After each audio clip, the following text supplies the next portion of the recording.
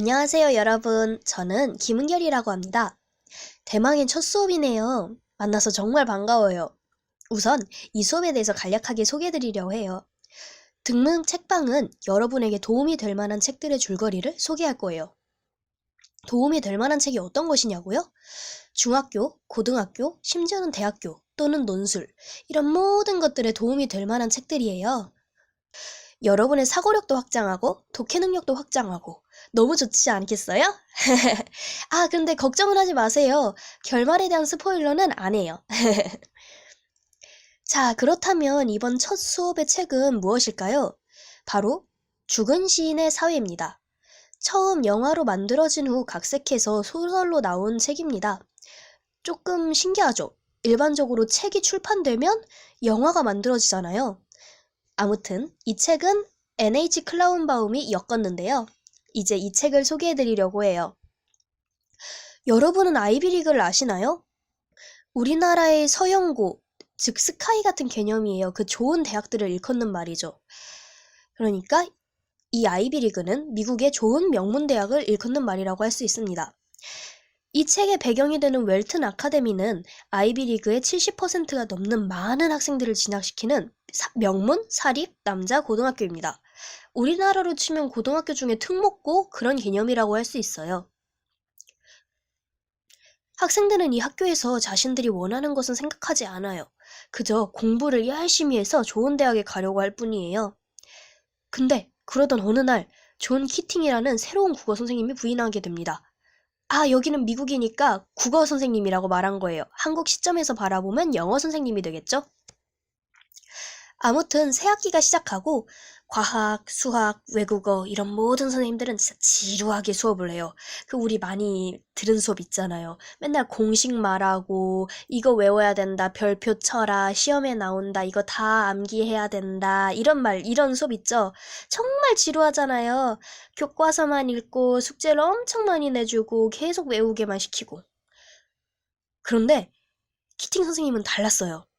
갑자기 휘파람을 부르면서 교실에 들어오더니 학생들에게 따라 나오라고 손짓해요. 학생들은 그러니까 선생님 말 따라서 교실 밖으로 나갑니다. 그랬더니 선생님은 선배들의 사진이 걸려있는 한 회랑에서 멈춰서요.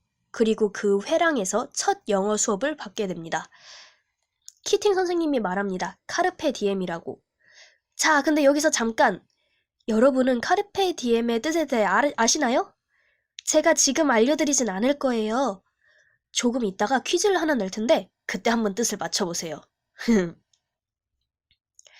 키팅 선생님의 수업은 근데 조금 이상해요.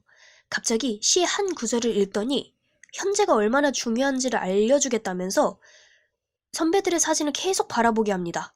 그리고 그 사진 속에 귀를 한번 기울이라고 말을 해요. 선배들이 카르페 디엠이라고 학생들에게 속삭인다면서 말이죠. 뭔가 좀 이상하지 않나요? 아무튼 딩동댕동 막 수업이 끝났어요. 학생들은 수업 끝나고 회랑에서 걸어 나오면서 서로 막 떠들어요. 이 수업 좀 이상하지 않아? 좀 묘한데 나는 등골이 오싹해졌어. 이렇게 말이죠. 그러다가 한 학생이 말합니다. 이것도 시험에 나올까? 자, 이것도 시험에 나올까? 이 말 여러분 많이 하죠? 저도 중고등학생 때 엄청 많이 했어요.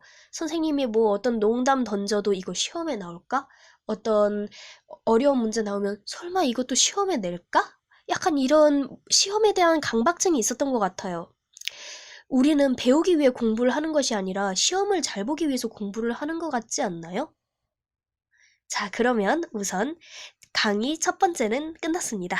이제 재미 요소를 넣어서 짤막한 퀴즈를 하나 드려볼게요. 자, 다음 중 카르페 디엠의 뜻을 바르게 번역한 것은 무엇일까요? 1번, 공부를 열심히 하자. 2번, 공부를 즐기자. 3번, 오늘을 즐겨라. 4번, 열심히 외우자. 5번, 밥을 많이 먹자. 자, 과연 답이 무엇일까요? 두구두구두구두구두구두구두구. 다들 고르셨나요? 답은 3번입니다. 오늘을 즐겨라. 영어로 하면 seize the day입니다. 자, 그러면 이 카르페 디엠이라는 것을 키팅 선생님은 왜 이렇게 강조를 했을까요? 이것은 점차 나중에 설명드리도록 하겠습니다. 이제 다시 강의로 넘어가 볼까요? 자, 키팅 선생님은 계속 수업을 특이하게 만들어가요. 시를 이해하는 방법에 대해서 시의 완성도는 가로축, 시의 중요도는 세로축, 이것이 시의 중요도를 결정한다 라고 말하는 교과서의 내용을 쓰레기라고 칭합니다.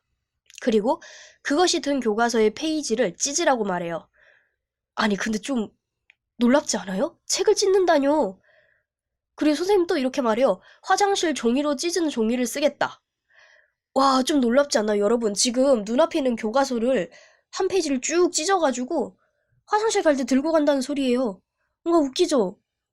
근데 무지 이상한데 학생들은 신났어요. 솔직히 저 같아도 신날 것 같아요. 그런 선생님이 갑자기 와가지고 교과서 찢고 던져라 이런 식으로 말하면 자 재밌을 것 같긴 합니다. 키팅 선생님은 새로운 시도를 강조합니다. 스스로의 목소리를 중요시해요. 그러니까 자기 자신만의 성찰 방법을 중요시한다는 뜻이에요.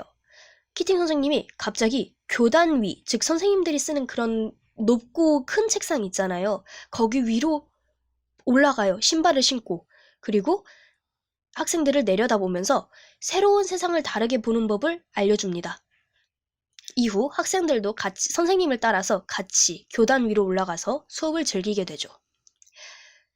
아, 그런데 이런 수업에서 옛날 사람들의 시를 배우지만은 않아요. 그러니까 우리가 일반적으로 알고 있는 그런 문학 작품만을 배우는 수업은 아닙니다. 이 수업은 학생들이 스스로 시를 쓰고 낭독하는 시간도 갖죠. 키팅 선생님은 학생들이 시적 영감을 기를 수 있도록 돕습니다. 야외도 놀러 가고, 그 다음에 학생들이 읽은 시를 학생들 앞에서 서로 읽어주는 것도 하고, 정말 다양한 방식으로 수업을 해요.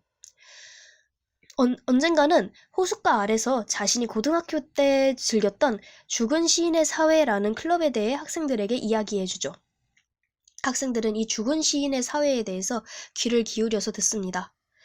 그리고 그들도 키팅 선생님처럼 그런 클럽을 만들기로 해요. 그들은 동굴 아래서 시를 낭송하고 시를 쓰고 그러한 모임을 갖게 됩니다. 하지만 이제 책을 읽는다면 알겠지만 단순히 이렇게 문학적으로 시를 쓰고 이런 건전한 모임만은 아니었어요. 약간의 일탈도 저지르는 그런 자유를 원하는 그런 모임이었죠. 아무튼 키팅 선생님의 수업은 학생들을 서서히 바꿉니다. 그저 의사가 되려고 했던 한 학생은 배우가 되고 싶어 해요. 부모님이 너는 무조건 의사가 돼야 돼 라고 강요하지만 학생은 자기가 원하는 것을 찾아서 다시 한번 원하는 것을 하려고 합니다. 한 학생은 그저 부모님이 의사가 돼 라고 말하니까 의사가 되려 했어요. 그런데 키팅 선생님을 만나자 자기가 진짜 하고 싶었던 일을 찾게 됩니다. 바로 배우죠. 그래서 많은 연극 활동에도 가보고 본인이 연기도 해보고 하면서 꿈을 찾아가기도 해요. 그리고 수업 시간에 매사 소극적이었던 학생도 적극적으로 변합니다. 자신의 성격을 바꾸는 데 이르기까지 해요. 그런데 학교에서는 학생들의 이런 변화가 마음에 안 든 모양이에요. 학생들이 그저 대학 입시에만 집중하길 원하는데 키팅 선생님의 수업 방식은 학생들의 사고를 넓혀주는 거잖아요? 그럼 공부에는 살짝 집중하기가 어렵겠죠. 아, 여기서의 공부는 입시 공부예요. 아무튼 입시 공부에는 집중하기 어려우니까 성적이 조금씩 떨어집니다. 그러니까 학교에선 마음에 안 들어요. 그래서 죽은 시인의 사회 멤버들을 색출하려고 애를 씁니다. 교장 선생님까지 나타나가지고 막 학생들한테 네가 죽은 시인의 사회 멤버야? 이런 식으로 추궁을 해요. 하지만 학생들과 키팅 선생님은 어려움에도 불구하고 그들이 원하는 배움과 공부를 하기 위해서 노력합니다. 그저 입시식, 주입식 공부만 하는 것에서부터 벗어나서 진정으로 자기가 원하는 것이 무엇인지를 찾아갑니다. 지금 제가 소개해준 이 줄거리들은 발단, 전개, 위기, 절정, 결말 중에서 발달하고 전개까지만 말씀드린 거예요. 여러분들이 이 책을 읽는다면 더 재밌고 흥미진진하게 읽을 수 있을 거라고 생각합니다.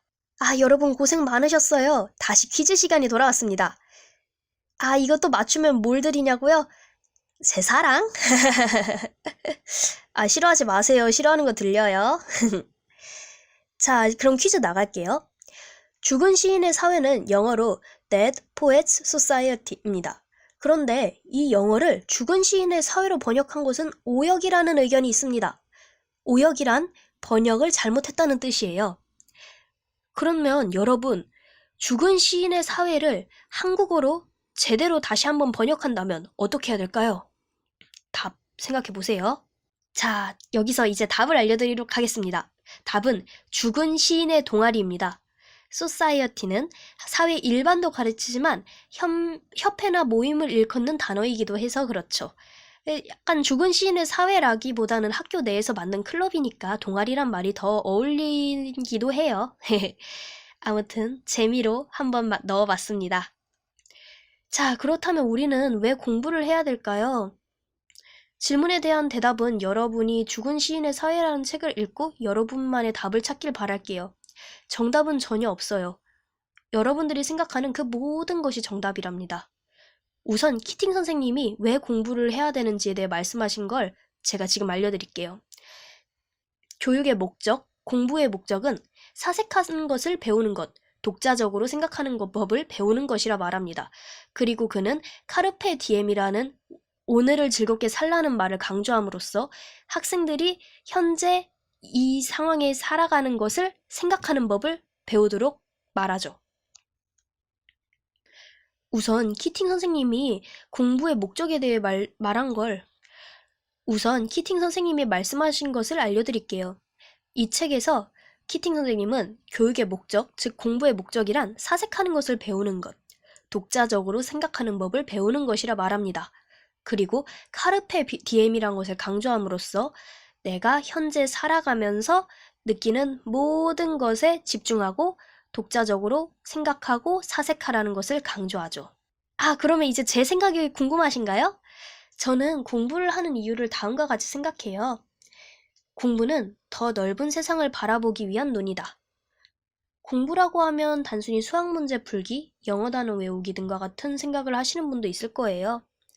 하지만 책을 읽는 것도, 청소를 하는 것도, 친구를 만나는 것도 모두 공부가 될 수 있죠. 그쵸?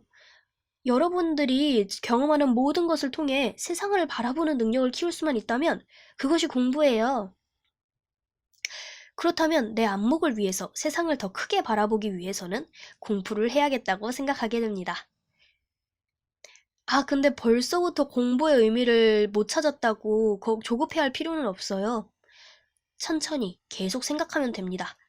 정답은 없으니까요. 대신 하나만 저랑 약속해줘요. 이 책을 읽은 뒤에 공부를 하면서 내가 왜 공부를 하는지, 나의 목표는 무엇인지를 끊임없이 생각해주세요. 공부의 의미를 떠올리다 보면 공부에 대한 열정이 자연스럽게 생기고 내가 무엇을 하고 싶은지 목표가 생기게 됩니다. 지금까지 수업 들어주셔서 감사합니다. 수고하셨어요. 그러면 우리는 이제 2강에서 만나는 걸로 합시다. 안녕!